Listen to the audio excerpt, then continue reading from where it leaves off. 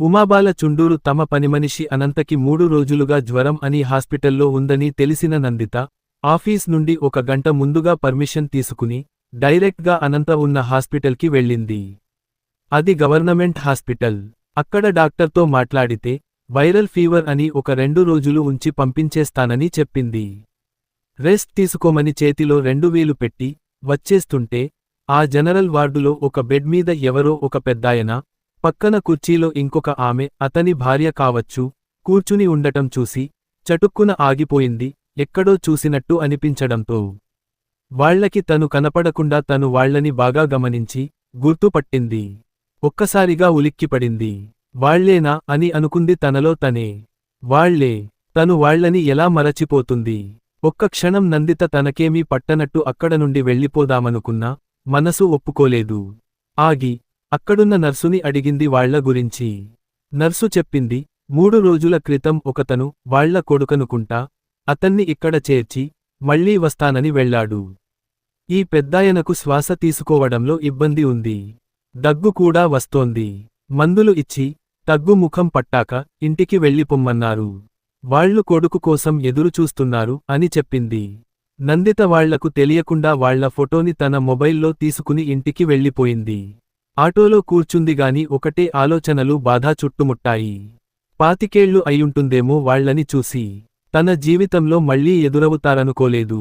ఎక్కడో చదివింది ఈ ప్రపంచం చాలా చిన్నది అని. నిజమే అనిపించింది. ఇంటికి వచ్చాక తన 2 ఏళ్ల కొడుకు పృథ్వీని చూసుకుంటున్న కేర్ టేకర్ లక్ష్మిని పంపించేసింది. తను డ్రెస్ మార్చుకుని అన్నం, పప్పు వండి పృథ్వీకి స్నానం చేయించి వాడికి తొందరగా అన్నం పెట్టేసింది. తమకోసం కూర చేస్తుంటే నందిత భర్త సాకేత్ వచ్చాడు. కొడుకు పృథ్వీతో కాసేపు ఆడుకుని స్నానం చేసి వచ్చేసరికి నందిత వంట ముగించి పిల్లాడిని నిద్రపుచ్చసాగింది. పృథ్వీ పడుకోగానే ఇద్దరికీ ప్లేట్స్ పెట్టి వడ్డించింది. నందిత డల్గా అన్యమనస్కంగా ఉండటం గమనించాడు సాకేత్. తనే చెప్తుంది కదా అని ఊరుకున్నాడు. పని ముగించుకుని వచ్చి పక్కన కూర్చున్న నందితని చూసి అన్నాడు, ఇప్పుడు చెప్పు. ఆశ్చర్యంగా చూసిన నందితని చూసి, నువ్వు ఏదో మదన పడుతున్నావు కదా ఆ విషయానికి అన్నాడు చిన్నగా నవ్వుతూ. తనని అంతలా గమనించిన సాకేత్ భుజం మీద కృతజ్ఞతగా తల వాల్చి సాయంత్రం తను చూసిన సంఘటన మొత్తం చెప్పింది నందిత. వాళ్లని నేను గుర్తుపట్టాను సాకేత్. మర్చిపోయే గతమా నాది. వయసు మీరింది గాని వాళ్లవి అవే మొహాలు. వాళ్లు నన్ను గుర్తుపట్టకపోవచ్చు. పెద్దవాళ్లయిపోయారు కదా. నేను కూడా పెద్దయ్యాను. 25 ఏళ్లలో నాలో కూడా చాలా మార్పులు వచ్చి ఉంటాయి కదా. నాకు 6 ఏళ్లప్పుడు చూశారు.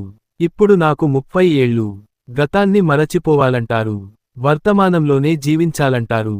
కానీ గాయపరిచిన గతాన్ని ఎలా మరచిపోగలం సాకేత్ అంది నందిత. వాళ్లని ఛీ అనుకుని మొహం తిప్పుకోవచ్చు. వాళ్లకి బాగా అయిందని సంతోషపడొచ్చు. కాని ఈ మనసుంది చూశావు, ఇదొక పెద్ద సమస్య నాకు.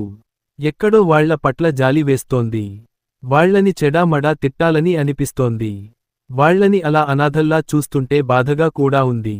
నాలో అన్ని భావాలు కలగలిసి నన్ను తినేస్తున్నాయి. నేనేం చేయాలో అర్థం కావడం లేదు సాకేత్.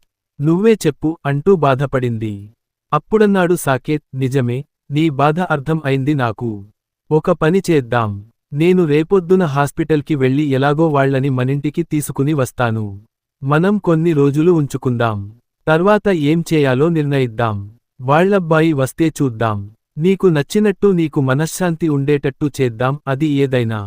ఇక నువ్వేం ఆలోచించకు అన్నాడు నందితకి భరోసా ఇస్తూ. ఇల్లు కొంటారా? వీళ్లు సాయపడతారు. ఆ రాత్రి పడుకుంటే నందిత కళ్ల ముందు గతం కదలాడింది. నందితకి తన తల్లిదండ్రులు లీలగా గుర్తు. ఒకరోజు అన్నయ్య అమ్మా నాన్న తను ఫస్ట్ షోకి సినిమాకి వెళ్ళి తమ ఊరికి లాస్ట్ బస్ తప్పిపోతే 2 ఎడ్ల బండి ఎక్కారు. ఆ చీకట్లో ఏమైందో ఏమో బండి తిరగబడి అందరూ పడిపోవడం తెలుసు. స్పృహ వచ్చేసరికి పెదనాన్న పెద్దమ్మ వాళ్లు ఏడుస్తూ ఉన్నారు. చుట్టుపక్కల వాళ్లు జాలిగా చూస్తున్నారు. పిల్ల అనాథ అయిపోయింది అంటున్నారు. మీరే ఆ పిల్లకి దిక్కు అని పెదనాన్న వాళ్లకి చెప్తున్నారు. 3 రోజుల తర్వాత తనను రైల్లో వాళ్ల ఊరికి తీసుకుని వెళ్లారు పెదనాన్న. పెద్దమ్మ ఎప్పుడూ నందితను తిడుతూ విసుక్కుంటూ ఉండేది. ఇది మనకి గుదిబండలా తగులుకుంది. మన పిల్లలకి తోడు దీన్ని పెంచి పెద్ద చేసి పెళ్లి చేయడం మన వల్ల కాదు అని పెదనాన్నని తిడుతూ ఉండేది. నందితకు ఏమీ అర్థమయ్యేది కాదు. ఇక్కడ ఎందుకున్నదో, అమ్మావాళ్ళు ఏమయ్యారో, పెద్దమ్మ ఎందుకు తిడుతోందో ఏది. చుట్టుపక్కల వాళ్లు తన చేత పనిచేయిస్తోందని చెవులు కొరుక్కుంటూ ఉంటే, తప్పదన్నట్లుగా స్కూల్కి పంపించేది పెద్దమ్మ. రాగానే ఇంట్లో పనులు చేయించేది. ఒకసారి హఠాత్తుగా తిరుపతి వెళ్తున్నామని అందరికీ చెప్పి, తనని తీసుకుని బయలుదేరారు. నందితకు కొంచెం సరదా వేసింది రైల్లో ప్రయాణం అని. ప్లాట్ఫారం బెంచి మీద కూర్చున్నారు. నందిత పెదనాన్న వెళ్ళి, ఒక బిస్కెట్ ప్యాకెట్ తీసుకుని వచ్చాడు. ఆ ప్యాకెట్ ఇచ్చి, తనని అక్కడే కూర్చోమని, టికెట్ కొనుక్కొస్తానని వెళ్లాడు. తర్వాత 5 నిమిషాలకి బాత్రూంకి వెళ్ళొస్తానని వెళ్ళింది పెద్దమ్మ. నందిత బిస్కెట్స్ తింటూ కూర్చుంది. వాళ్లు ఎంతసేపటికీ రాలేదు. చీకటి పడుతోంది. భయం వేసి ఏడుస్తూ కూర్చుంది. ఏడ్చి ఏడ్చి కొంచెంసేపటికి అక్కడే పడుకుండిపోయింది. తెల్లారి లేచేసరికి ఒక అనాథ ఆశ్రమంలో ఉంది. అక్కడ తన పేరు, ఊరు, అమ్మా నాన్నల పేర్లు అడిగారు. నందిత భయంతోనో షాక్తోనో ఏదీ చెప్పలేకపోయింది. ఎవరో మహానుభావుడు అక్కడికి తీసుకుని వచ్చాడట. వాళ్లు పోలీసులకి ఫిర్యాదు చేశారు. నందిత వాళ్ల తాలూకు జాడ తెలియలేదు. వాళ్లే నందిత అని పేరు పెట్టి పెంచారు. నెమ్మదిగా నందిత అక్కడ అలవాటు పడసాగింది. చదువులో చురుగ్గా ఉండేది. స్కూల్లో అన్నింటిలోనూ చురుగ్గా ఉండి, మంచి పేరు తెచ్చుకుని, స్కాలర్షిప్ కూడా సంపాదించుకుంది. టీచర్లు తను అనాథని తెలిసి మరింత ప్రేమగా ఉండేవారు. తను అంత పట్టుదలగా చదువుతుంటే అందరికీ చూపించి మెచ్చుకునేవారు. నందిత మేదిని అంటే ప్రార్థించతగినది అని అర్థం అని తెలుగు మాస్టారు చెప్పేవారు. వాళ్ల సహాయంతోనే 10వ క్లాసు మంచి మార్కులతో పాసై, గవర్నమెంట్ కాలేజీలోనే ఇంటర్, డిగ్రీ కంప్యూటర్స్ చదివింది. క్యాంపస్ సెలక్షన్స్లో ఉద్యోగం కూడా సంపాదించుకుంది. అక్కడే సాకేత్ పరిచయం. సాకేత్ అక్కడ మేనేజర్గా చేసేవాడు. నందిత అతనికే రిపోర్ట్ చేసేది. సాకేత్కి ఇంకేదో పెద్ద ఉద్యోగం వచ్చి వేరే కంపెనీకి వెళ్ళిపోయాడు. తరువాతే అతనితో స్నేహం పెరిగింది. నందిత గురించి అతనికి అంతా తెలుసు. నందిత నచ్చి, ఆమె ఎన్ని అభ్యంతరాలు చెప్పినా నచ్చచెప్పి, తన ఇంట్లోవాళ్లని కూడా ఒప్పించి, నందితని పెళ్లి చేసుకున్నాడు.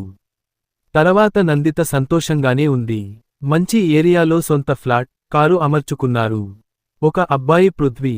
వాడికి 2 ఏళ్లు. వాడిని చూసుకోడానికి లక్ష్మి అనే ఒక ఆమెని పెట్టుకున్నారు. సాకేత్ తల్లిదండ్రులకి ఇంకో కొడుకు కూతురు కూడా ఉన్నారు. వాళ్లు వాళ్ల ఊళ్ళోనే ఉంటూ, పిల్లల దగ్గరకు వచ్చిపోతూ ఉంటారు. ఇలాంటి తరుణంలో, నందిత తన పెదనాన్న, పెద్దమ్మలని చూసింది. చూసి గుర్తుపట్టింది. వాళ్ల వల్ల తను ఎవరూ లేనట్లు అనాథలా పెరగడం ఎంత నరకమో అనుభవించిన తనకి తెలుసు. దేవుడి దయ వల్ల ఎవరో మంచివాళ్లు చూసి ఏదో ఆశ్రమంలో చేర్పించారు కాబట్టి తను సక్రమంగా పెరిగింది. లేకపోతే అని ఆలోచిస్తే గగుర్పాటు కలుగుతుంది నందితకు ఎప్పుడూ. తన నిర్ణయం సరైనదేనా? నిజంగానే తనకి జరిగిన అన్యాయం గురించి వాళ్లని ప్రశ్నిద్దామని తనకి ఉందా? ఏదీ అర్థం కావడం లేదు.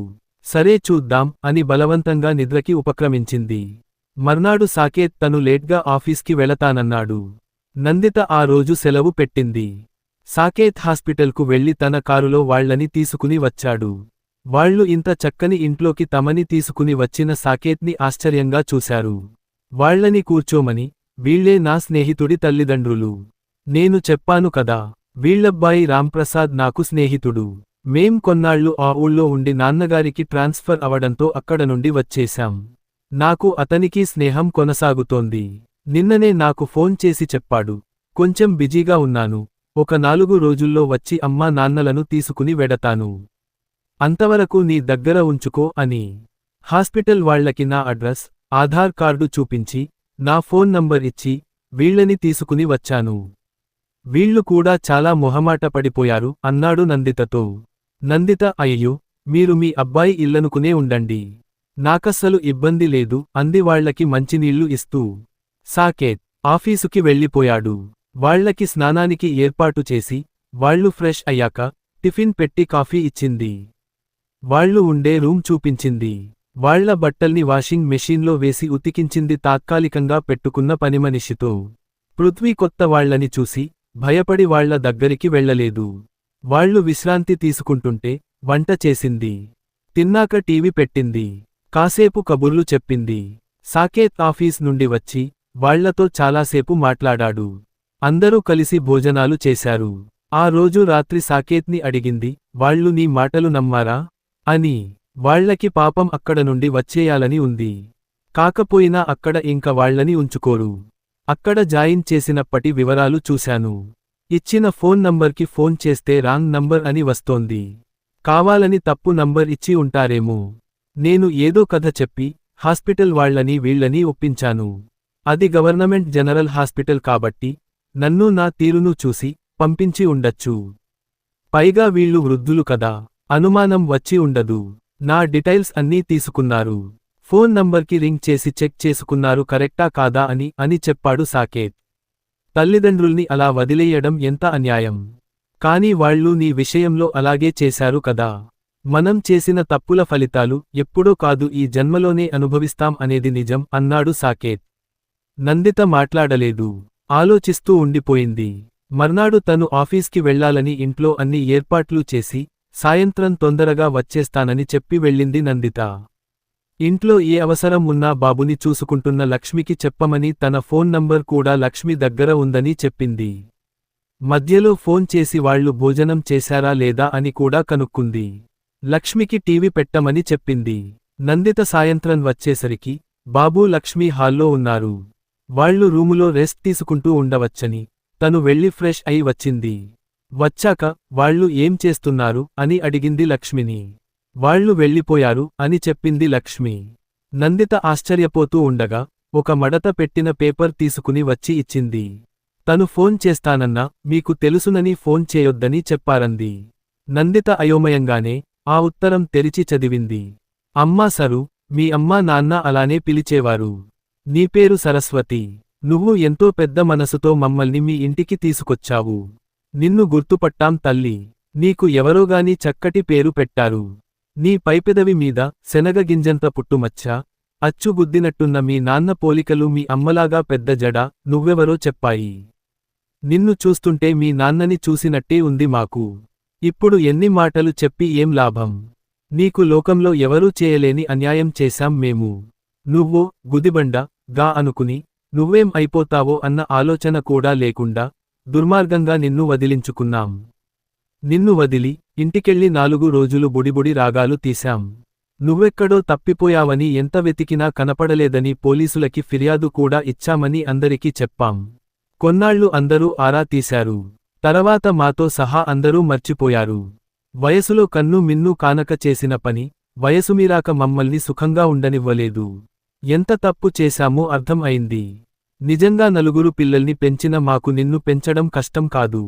అయినా నిన్ను అమానుషంగా వదిలించుకున్నాం. పిల్లలు పెద్దవాళ్లయి వాళ్లకి మేం బరువయ్యాక మేం చేసిన పాపమే ఇలా మమ్మల్ని శిక్షిస్తోంది అని తెలిసి వచ్చింది. కాని ఏం లాభం? నిన్ను జీవితంలో మళ్లీ చూస్తాం అనుకోలేదు. విచిత్రంగా నిన్ను చూడటమే కాకుండా నీ దగ్గర ఒక రోజు కూడా ఉన్నాం. అదే విధి అంటే మేం అన్యాయం చేసినా దేవుడు నీకు అన్యాయం చేయలేదు. ఎక్కడ పెరిగావో ఎలా పెరిగావో ఏ కష్టాలు పడ్డావో తెలియదు. కానీ తల్లి, నిన్ను నీ కుటుంబాన్ని చూస్తే నువ్వెంత చక్కగా ఉన్నావో తెలిసింది. నీ భర్త మంచితనం చూశాం. నీ మానవత్వం చూశాం. కానీ మంచితనం భరించడం కూడా శిక్షే తల్లి. మావల్ల కాదు నీ దగ్గర ఉండటం. చేపలు అమ్మే ఒకామె తుఫానులో మల్లెపూల దుకాణంలో తలదాచుకోవాల్సి వచ్చిందట. అక్కడ ఆ సువాసన భరించలేక తన చేపల గంపను తలపక్కన పెట్టుకుని పడుకుందట. అప్పుడుగాని ఆమెకి నిద్ర పట్టలేదట. ఈ కథ మా చిన్నప్పుడు మా పెద్దవాళ్లు చెప్పేవారు. వాళ్ల స్థాయిని బట్టి మనుషుల ప్రవర్తన ఉంటుందని చెప్పడం కోసం అనుకుంటా. అలాగే ఉంది మా తంతు. మీ అంత మంచి వాళ్ల దగ్గర ఉండలేం. నిన్ను ప్రేమగా పెంచి పెద్ద చేసుంటే నీ దగ్గర హక్కుగా ఉండేవాళ్లం తల్లి. ఇప్పుడు నిలువెత్తు మానవత్వం ముందు నిర్లజ్జగా ఉండలేం. మేం వెళ్ళిపోతున్నాం. మమ్మల్ని హాస్పిటల్లో దిక్కులేకుండా వదిలేసి వెళ్లిన మా సొంత పిల్లల దగ్గరకి కాదు, దిక్కులేని వాళ్లకి దేవుడే దిక్కని నిన్ను తలుచుకుంటూ పోతున్నాం. ఎక్కడో అక్కడ నీడ దొరక్కపోదు. పిల్లలకి సంస్కారం మనం పెంచి పెద్ద చేసినంత మాత్రాన రాదు అని తెలిసింది. నువ్వు మీ ఆయన పిల్లాడూ చల్లగా ఉండాలి. మమ్మల్ని క్షమించు అని అడగడానికి కూడా అర్హత లేని సూర్యకాంతం రామదాసు ఉత్తరం పూర్తిగా చదివిన నందిత నిశ్చేష్ట అయింది.